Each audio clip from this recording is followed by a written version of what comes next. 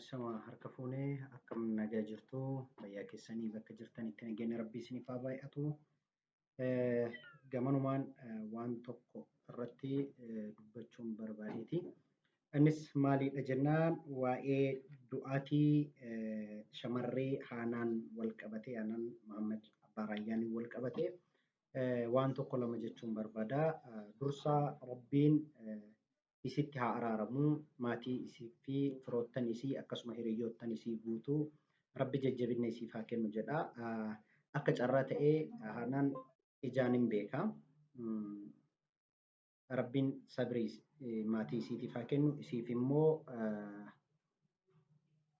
araarama haa godhuuf jenna. Waa'ee du'aatii isiitiin wal qabatee waan tokko lama akka sirreeffamaatittis ta'ee akkanaaf qabatamuu barbaadu wanti inni isinitti himu jira. Inni maalidha jennaan akkuma carraatti jidduu kana keessaanii wanti waan tokko dubbachuu dideef waan kana bilbilee akkasuma namoota tokko dubbisaan ture. Waan kanarratti immoo gadi fageenyaan waan qabatamaa argachuu baadhuyyuu hanga dhagahetti oduun namoota burjaajessuuf asachi deeman tokko akka dhugaa hin taane isinitti himuun barbaada. Maalidha jennaan waa'ee akka waan isheen maatii qabaachuu isaa hin beeknetti dubbataa turame soba beekti.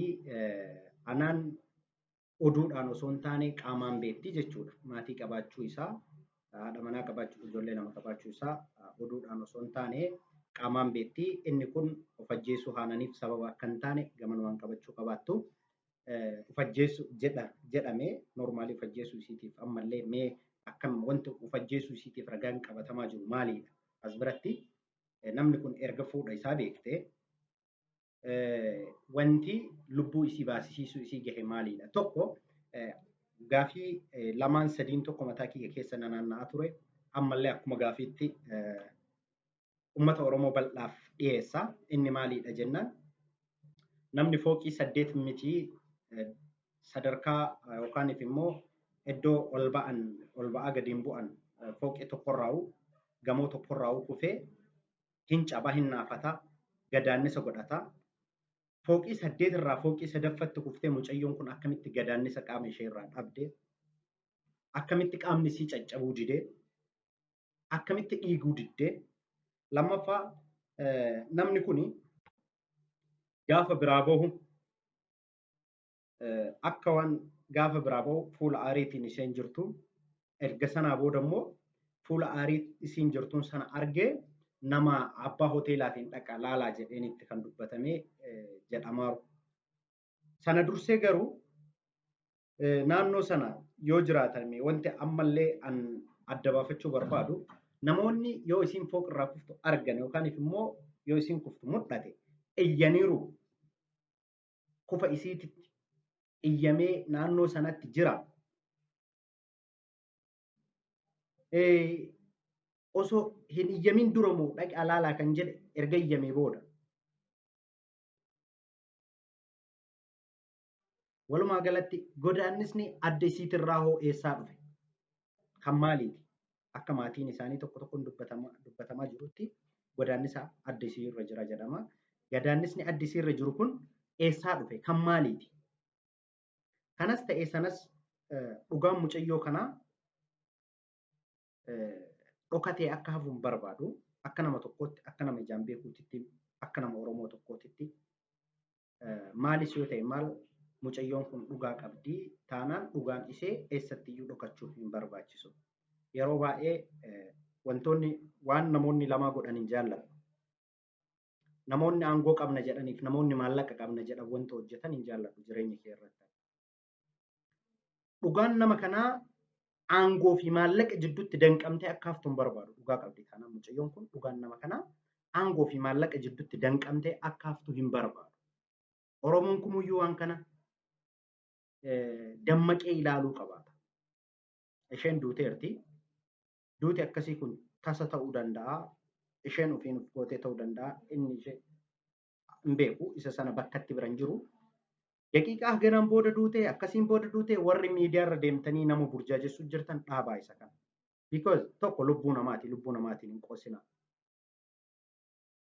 Yooma isiinuu fajjeefte araarama kadhaafi malee waan hin taane odeessuu dhiisaa. harka keessan miti kan jiru.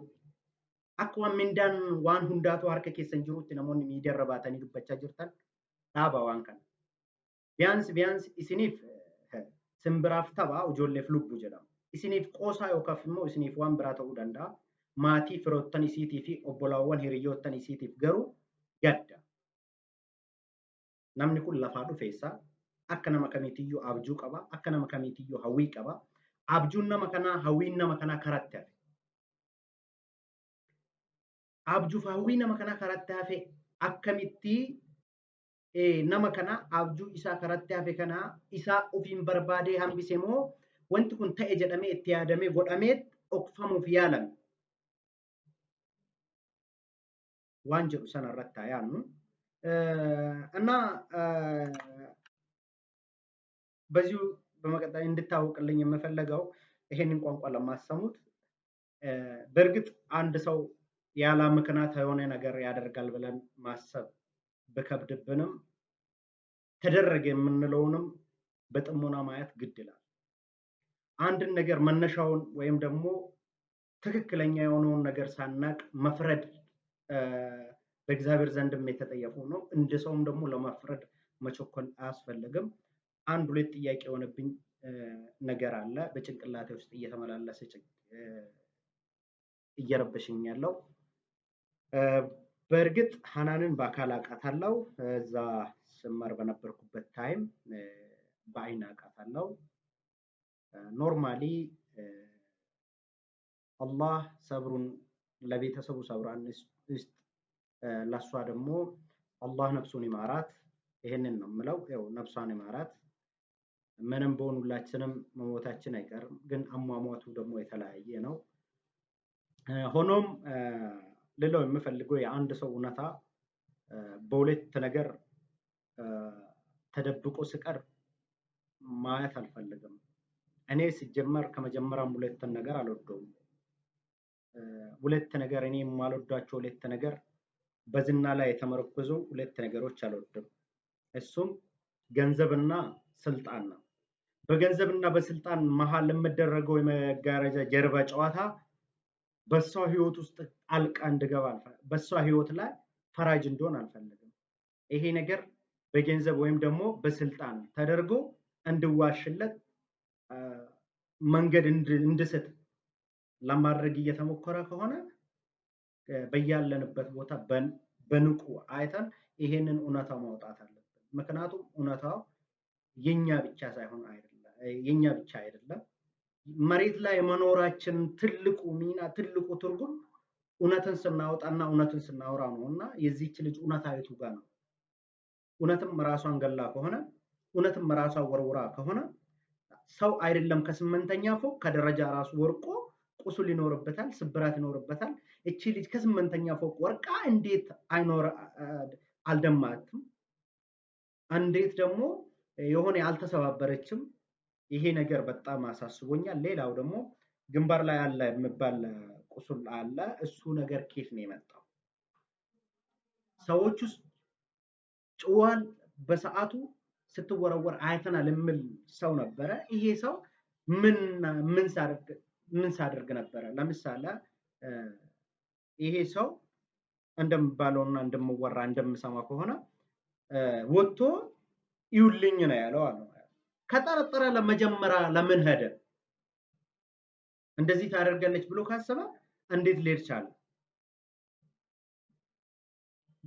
እንዴት ሰው ምስቴን ይውልኝ ብሎ ለራሱ እየወጣ ለራሱ እየሄደ ምስቴን ይውልኝ የሚል እኔ አይዶን ነው አልተዋጠልኝም። ሜቢ መገጣጠም ሊሆን ይችላል። ግን የዚህች ልጅ እውነታ እንዳልኳችሁ በሁለት ነገር መጋረጃ ጀርባ እንድደበቅ አልፈልግም። ምን? በስልጣን በገንዘብ። በስልጣንና በገንዘብ የስንቱ እውነት ገደል ገብቶ ቀርቷል። እና እቺ ልጅ እውነት ካላት እውነታ አላህም የሷን እውነት እንዳውጣ ማጸናለው። እናንተም የሰማችሁትም ይሄንን እውነታውን ለማውጣት በምትችሉት መጠን አስተዋጽኦ እንድታደርጉ ብዙ ጠይቃችኋለሁ። ሌላ ደግሞ ሚዲያ ላይ የመሰላችሁትን ነገር ለማታወሩ ሰዎች አንድ ለኛ ጨዋታ ሊሆን ይችላል፣ ለኛ ቀልድ ሊሆን ይችላል፣ ወይም ደግሞ ለኛ አገኘን ብለን የምናወራቸው ነገሮች ሊሆን ይችላል።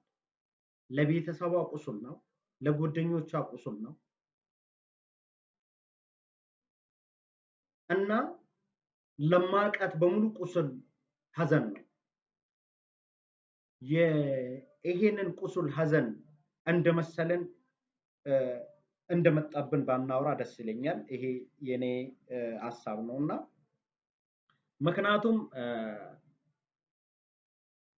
አንዴ እሷ ሄደች ተመልሳ እውነታውን ልትነግረን አትችልም። ተመልሳ እሷ የተፈጠረው ይሄ ነው ልትል አትችልም። እኛ ደግሞ እንደመሰለን ስናወራ የዚችንም ልጅ እውነት እያበላሸን ነው።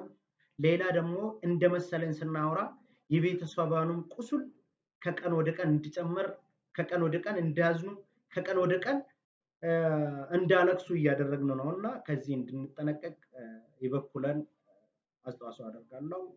እናም ጠይቃችኋለሁ ከይቅርታ ጋር kanuma wal qabatee wanti an jechuu barbaadu guddaani rabbiin lubbuu isii haa araaramuu fi namni lubbuu ifiit irratti dhugama yoo waan akkasii hojjeta ta'e karaa namaatti illee karaa rabbiitti illee ulfaata sababa wayii qabaachuu dandeetti. Sababni sun immoo nuuf godni abbaa keessa jiruuf ifa jedhanii nuuf nutti mul'achuu dhabuu danda'a.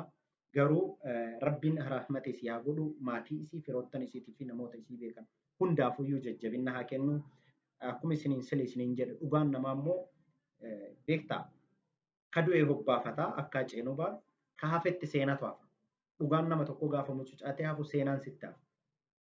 Kanaaf amma danda'amaa ta'een dhugaa mucayyoo kanaa irratti haa hojjetamu. Dhugaa mucayyoo kanaa baasuu irratti haa xiyyeeffatamu isiniin jedha. Isin jaalladhaa. Rabbiin sabriif jajjabina namoota isii beekan maraaf haa kennu. Mucayyoo gaanan qaamaan